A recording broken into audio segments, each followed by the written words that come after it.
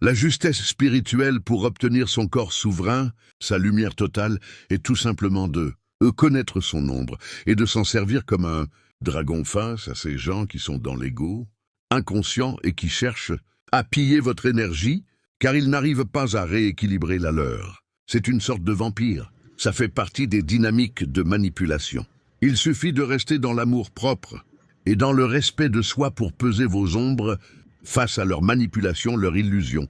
Alors vous vous rendez compte que vous êtes aligné, que vous êtes protégé, que vous êtes dans votre vérité. Vous êtes exactement là où vous devez être et c'est comme ça que vous pouvez avancer en tant que pur canal. C'est à ce moment-là que votre ombre ne vous affaiblit pas. Elle devient votre gardienne, votre dragon face aux manipulateurs qui tentent et qui veulent piller votre énergie. Ce dragon intérieur se dresse calmement.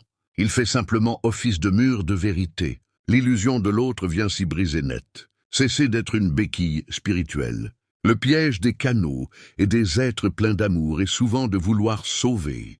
Mais l'orgueil est une prison dont seul le prisonnier possède la clé.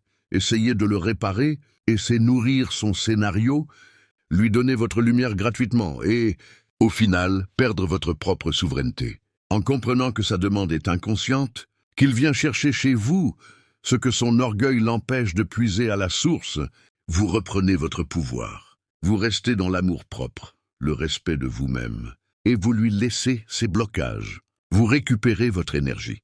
Vous n'avez plus peur de l'invisible, vous n'avez plus peur des attaques. Vous n'avez plus peur des vampires. Vous n'avez plus peur des fausses lumières, car vous savez que vous êtes le canal et que vous êtes aussi le gardien du canal.